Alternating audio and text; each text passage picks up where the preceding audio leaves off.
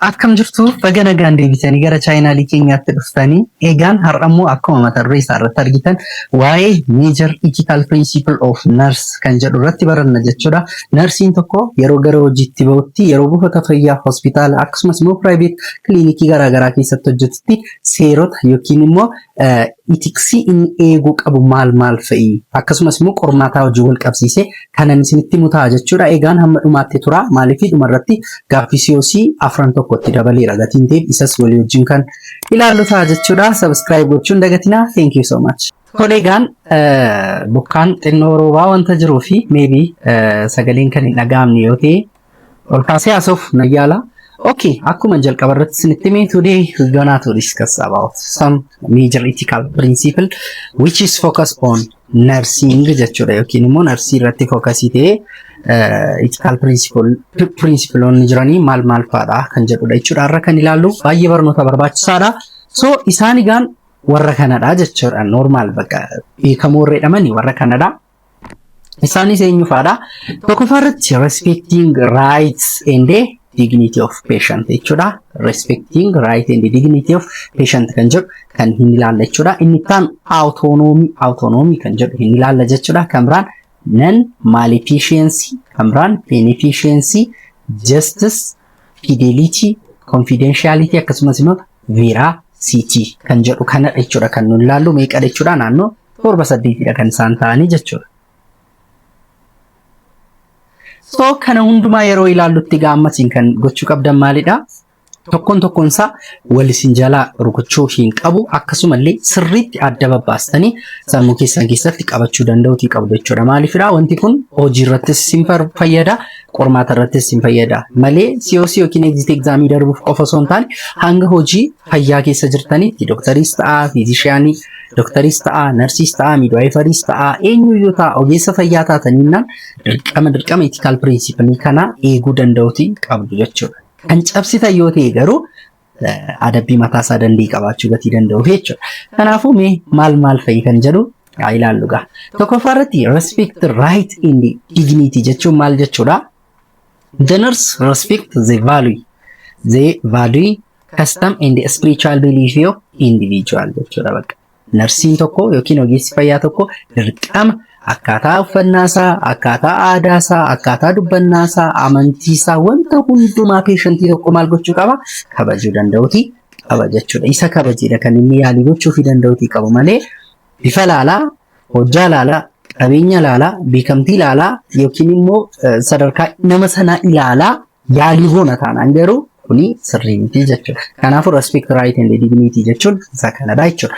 The nurse providing care are restricted by consideration of nationality, race, creed, color, age, sex, politics, religion and social status jechuudha. Akkuma amma isiniin jedhe political system isaan hordofan irratti hundooftanii yaala gochuu hin qabdanii yookiin immoo kanaan daangeffamuu hin qabdanii amantii nama sanaa irratti hundooftanii yaala gochuu daangeffamuu hin qabdanii akkasumallee social status nama sanaa qabeenya qabamuu hin qabu kan jedhu yookiin immoo namni sun akkamii nama naannoo keessatti beekamaadha nama beekamaa hin taanedha jechuudhaan yookiin nama hin beeku nama hin beekne jechuudhaan adda baastanii nama tokko maal gochuu hin qabdan? Yaaluu hin qabdan. Nama hundumaa wal qixatti yaalii barbaachisaa ta'e gochuu fi qabdu. Kanammoo maal irratti xiyyeeffataniitu tokkoffaa right to be informed jechuudha. Wanta baruu qabu peeshantiin dirqama baruu danda'uutii qaba. Waa'ee dhibeessaas ta'uu danda'a, waa'ee yaalii ta'uu danda'a, waa'ee dhukkuboota isaa baruun dirqamadha. Right to be get oriented jechuudha. Informationii waa'ee wanta sanaa irratti argachuu danda'uutii qaba. Akkasumallee right to refuse and accept treatment jechuudha. Mirga yaalii sana fudhachuu, mirga yaalii sana diduu guutuutti qaba. Kanammoo maal gochuu fi qabna? Kabajuu fi qabna jechuudha. Neextiin immoo maalidha kan nuti ilaallu? Non maleficence jedhama. Inni kun immoo maal jechuudha? Non maleficence means above all do not harm jechuudha. Bakka yooma waan tokko gaarii gochuu fi dadhabne illee maal gochuu hin qabu? Miidhuu hin qabnu peeshantii sana jechuudha. Inni kun immoo maalidha? Non maleficence dha jechuudha. Fakkeenyaaf any action should not cause unnecessary harm and suffering to the patient and should be justified by ethical and professional judgment and guidance jechuudha. Kanaafuu nama tokko qoricha wayii fakkeenyaaf laachaa jirtu taanaan side effectiin qoricha sana immoo baay'ee miidhaa guddaa irra geessisaa jira taanaan qoricha sana laachuu hin qabdan you have to discontinue jechuudha. Addaan kutuu qabdu booricha sana malee miidhuu hin qabdan yoo danda'ama ta'e alternative drug fayyadamuudha malee nama sana miidhuu hin qabdan. Kun immoo physically qofa osoo hin taane including psychologically harm jechuudha. Psychologically, physically nama kana miidhuu yookiin immoo nadeessuu yookiin arrabsuus ta'uu danda'a hin qabnu jechuudha. Inni kan biraan autonomy dha jechuudha. Autonomy jechuun maal jechuudha? Right to self-determination, independence and freedom jechuudha. Right of patient jechuudha.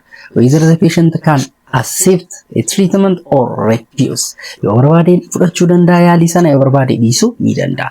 Dhibeen kee busaadha. Busaadhaaf immoo dirqama kana yaaluu qabna. Aftusneet injection fudhachuu qabda. Oo lakkii anuun fudhadhuun kana. Kanaafuu ndidde eegifa. Marga gootuu qabda jechuudha. Kan biraan baay'ee hemoglobiniin kee gadi bu'eera yookiin aneemikii taateetta balaan tasaa sirra jira dhiigni kee baay'ee gadi bu'eera. Atattamaan dhiigan argattu taanaan maayini hinduuta yookiin immoo bakka eegsi gochuu dandeessaa jettaniif akkasii lakkii anu amantii koonaan yommuu dhiiga fudhachuu hin danda'u. Marga gootuu qaba. Lakkii hinduuta gatii ta'eef humnaan hin siilaadha jettanii dhiiga namaaf laachuu hin danda'amu jechuudha. So autonomy jechuun the right of patient jechuudha yookiin immoo self determination jechuudha of danda'ee ofiin waa'ee wanta tokko gaafan murteeffatudha jechuudha. It involves health provider willingness to respect right to make decision about and themselves jechuudha. Ofii isaaniif akka isaan waa'ee ofii isaanii murteeffataniif dhimma isaaniif maal gochuu dhiisuudha jechuudha. Kanaafuu autonomy jechuun gabaabamatti self determination jechuudha yookiin right of patient jechuudha. Mirga patient mirga dhukkubsataa keenya sanadha jechuudha. Inni kan biraan beneficiency silan maal jennirraa nan maleficiency amma garuu maal jechaa jira beneficiency benefit jechuun maal inni maqaan isaayyuu bu'aaf hojjechuun tiri gaarii gochuudha. Kanuma jechuudha do good and promote action benefits of the patient jechuudha. Wanta patientii keenyaaf gaarii ta'e gochuu jechuudha karaa biraa. Kanaafuu miidhuu dhiisuudha gaarii immoo gochuudha jechuudha beneficiency. Kana jechuun balancing nan maleficiency and beneficiency in order to promote the patient's benefits jechuudha. Yookiin benefit patientii jennee wanta gaarii gochuun beneficiency jedhama jechuudha. Inni kan biraan maalidha? Justice jechuun beektu waa'een keessan fairness jechuudha. Walqixxummaa jedhamudha jechuudha. So obligation to act manner considered equitable, fair, consistent with the right of individual jechuudha. Kun maalidha? Justice jechuun walqixxatti patientii tokko yaalu namatti gargar goonii yaaluu dhiisu patientii lama jira dhukkubni isaanii wal fakkaataa yoo ta'e yaaliin goonus maal ta'uu qaba? Wal fakkaataa ta'uu qaba jechuudha. Malee isa tokko sirriitti keerii gochaa fi isa tokko dhiisuun sirriitti. Akkasumallee dabaree isaanii fakkeenyaaf amma toora qabatanii ANC jiru jedha yaada antinatal keerii yookiin immoo immunization mucaa isaanii fidanii waniiru jedha. Zan toora qabatanii tuutaa jiranii haadholii mucaa baatanii namni sin beektan tokko gaafa dhufu kottu ettanii dhudhuba wantanii gashitu taanaan yookiin immoo nama sin beektanis haa ta'u mucaa dooktarii haa ta'u mucaa sooressaa haa ta'u kanarratti hundooftanii nama tokko dudduubaa fiddanii fiddu taanaan justice kun unfairidha. Kanaafuu justice jechuun namoonni dhufan wal qixxummaatti dabareedhaan yeroo nuyi keessummeessuu dandeenyu yeroo nuyi wal qixatti yaalii gochuu fi dandeenyudha jechuudha. Malee isa tokkoof qorichoo ilaalnee biratti immoo isa kanas dabaladhu jennee waan gaarii wayii gochas tokkoof garuu qorichichuma duwwaa liqimsi jechuun justice miti jechuudha. Kanaafuu should not be discriminated against based on personal characteristics akkuma nama siniin jedhee nama sana irratti hundooftanii eenyummaa nama sana irratti hundooftanii yaalii keessan adda adda ta'uu qabu belief and value akkasumas kabaja namni sun qabu yookiin amantaa nama sana irratti hundooftaniis maal gochuu qabdan jiruu hin qabdanii jechuudha. Wal qixatti nama yaaluu danda'u qabdu. This is justice. Inni taanuu fidelity jedhama jechuudha. Fidelity jechuun maali? Keeping promise jechuudha. Waadaa patientii keessaniif galtan eeguu jechuudha. Waadaa patientii keessaniif galtan eeguu. Kana siin godha kana nan godha jettaniitu hin taanaan isa jettan sana yeroo jettan sanatti gochuu fi fidelity jedhama jechuudha. Keeping promise for the patient jechuudha gabaabaa. Jireenya keessan irrattis naannoo isaatii fudhadhaa. Waadaa namaaf galtan raawwadhaa. Kanaafuu keeping promises jechuun fidelity jechuudha karaa biraa. The nurse that means remaining true to the professional promises made to provide quality competent care to their patients jechuudha. Inni kan biraan veeraasiitii jechuudha. Veeraasiitii inni kun baay'ee natti tola. Baay'ee ulfaataadhas baay'ee natti tolas. Veeraasiitii jechuun gabaabaamatti telling the truth jechuudha. Bakka dhugaama dubbachuu jechuudha. Fakkeenya peeshantichi boorduu taanaan boorduu ta'a. Peeshantichi kaansarii qaba taanaan kaansarii qabda. Peeshantiin kan dhufe lafa xixinnootti maree isa waddee naayinii wanticha yeroo hin dhiigaan qabaa laayidee dhiibbaa dhiigaa safaramuu dhufe.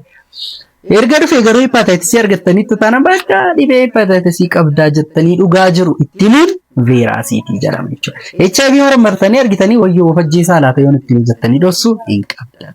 Dirqama maal gochuu qabu? Dhugaa jiru itti himuu qabu. Even jedha laas biratti yoo dhuftan nurse must not withhold the whole truth jedha. Dhugaa jiru qabatee turuu hin qabu narsiin tokko from patients.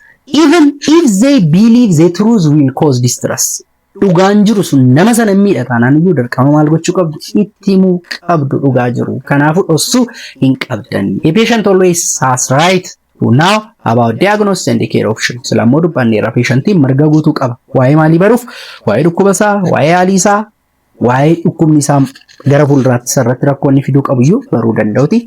Qaba marga qaba gatiteef dhugaa jirutti immoo veeraasiitii jedhama.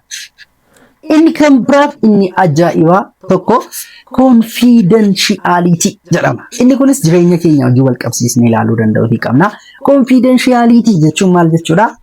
Iccitii peeshantii tokko eeguu jechuudha. Amma baay'een keenya nama tokko busaa qaba yoo ta'e busaa qaban jechuun sheemii osoo hin taane iccitii baasu nutti hin fakkaatu baay'een keenya. Garuu akka ogeessa fayyaa tokkotti dhibee peeshantii tokko maaliif dhiibbaa dhiigaa qaban ta'e?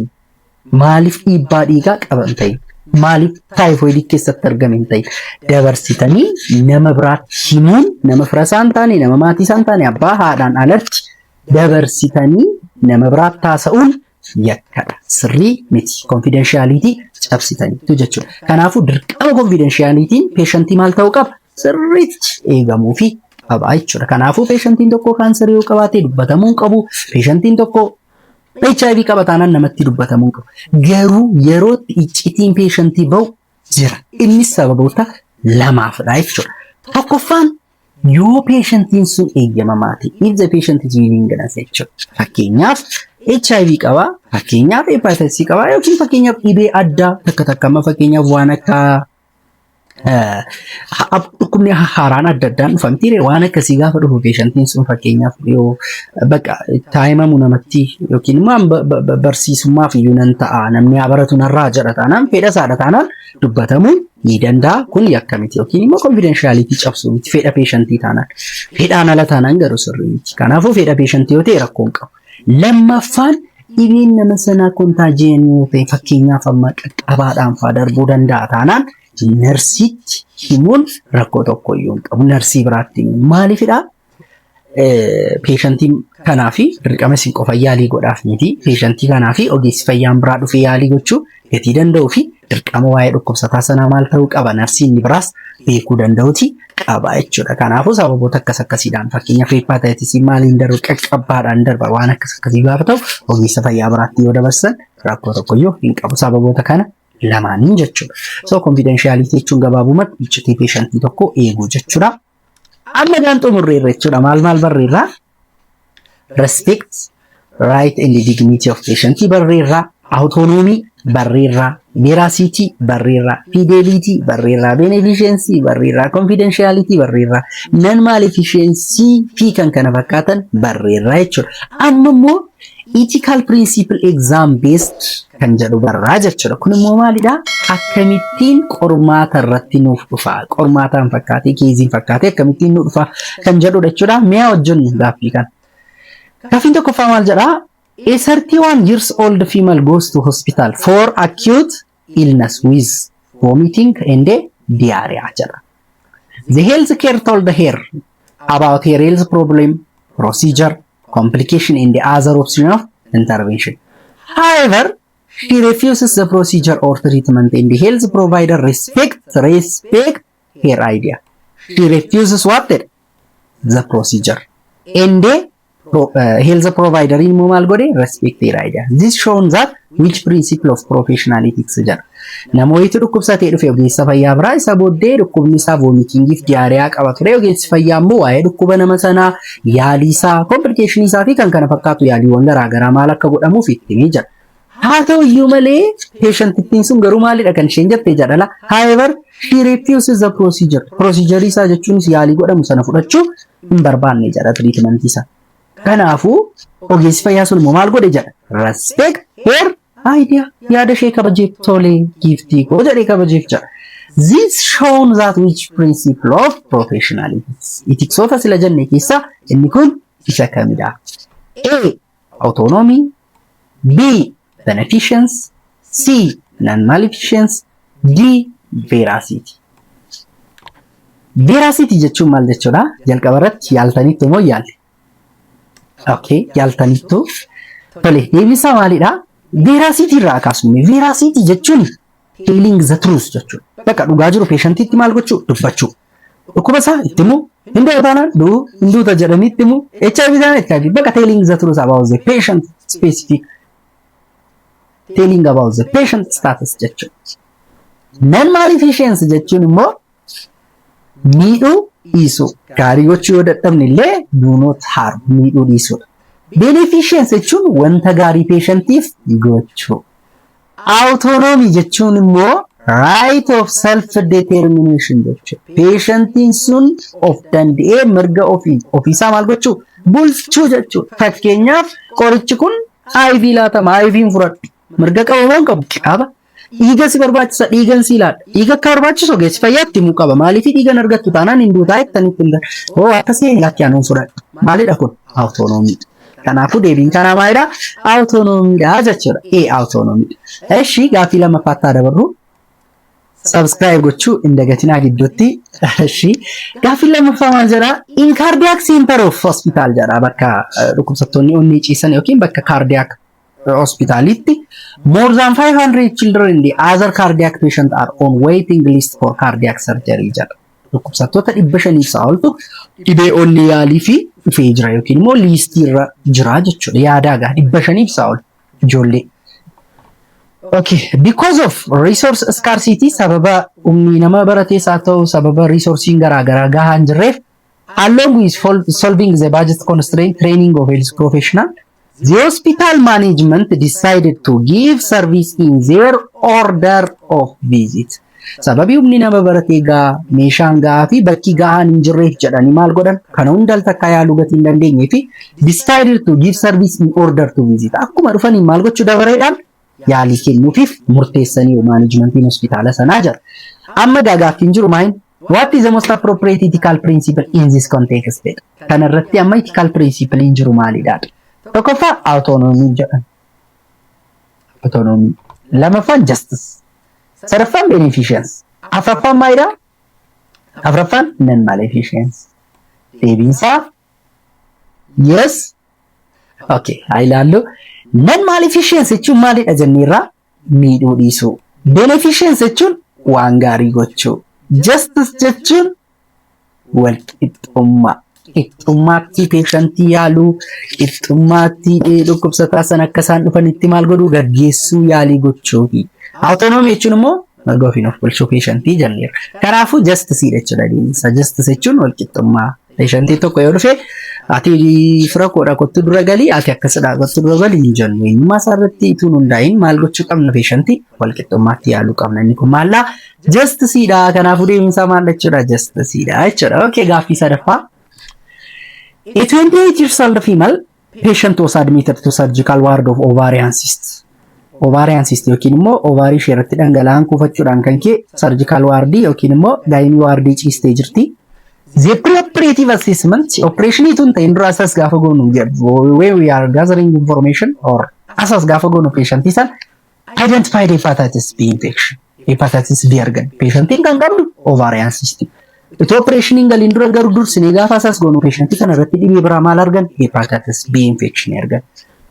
To prevent professionals, a nurse in charge communicated with all healthcare providers who may take care of patient.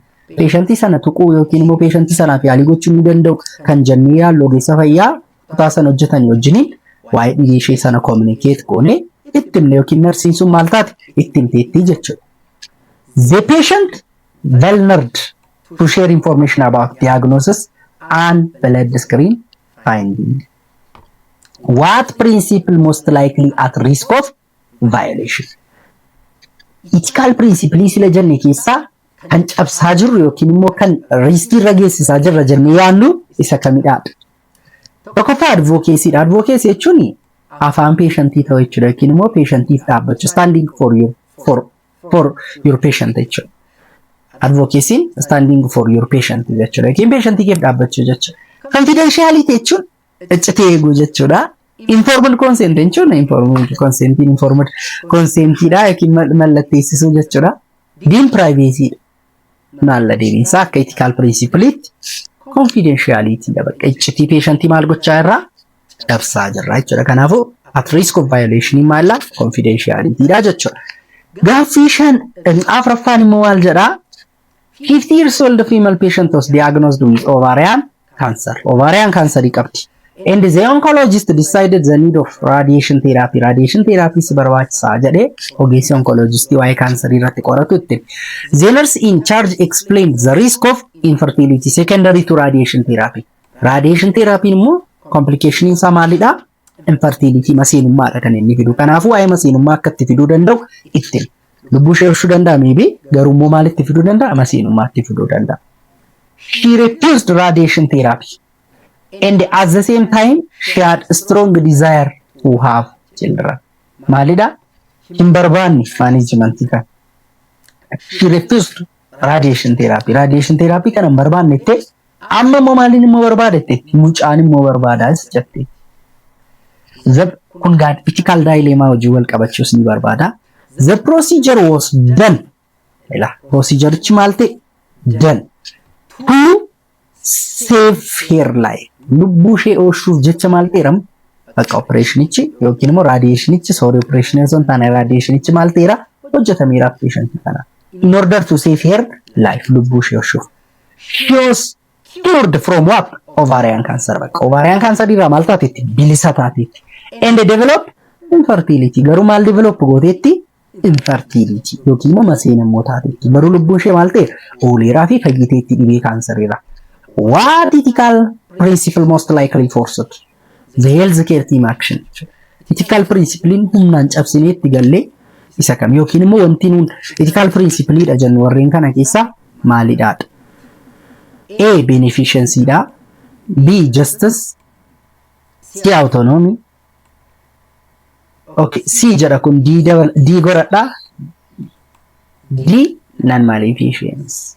Deebiin isaa maadhamaa laala yaada ogeessa fayyaatu jira. Nama dhibee ovarian cancer qabu jira. Ovarian cancer baay'ee hamaadha. Yaalamtu taanaan hin ajjeesaa. Yoommoo yaalii raadiyeeshinii fudhattite immoo dhala dhabummaan itti dhufa. Kanaafuu ogeessi fayyaan erga laalanii booddee gara maalitti darban lubbuu ishee oolchuuf jecha raadiyeeshin therapy godhaniiru. Lubbuu ishee oolchuuf jecha benefiitiif jecha mitiire excellent. Kanaafuu amma deebiin isaa maal ta'a jechuudha? Beneficiency dha jechuudha deebiinsaa. Egaan kilaasiin keenya guyyaarraa kana fakkaata jechuudha. I think akkasii wanta tokko hubattan baay'ee abdiin qaba. Isinis yaada qabdan koomentii irra naaf kaa'u. Yaala akkasumallee next barnoota maaliin wal qabsiisee akkan isiniif dhufu barbaaddu koomentii irra kaa'a. Subscribe gochuun dagatinaa. Thank you.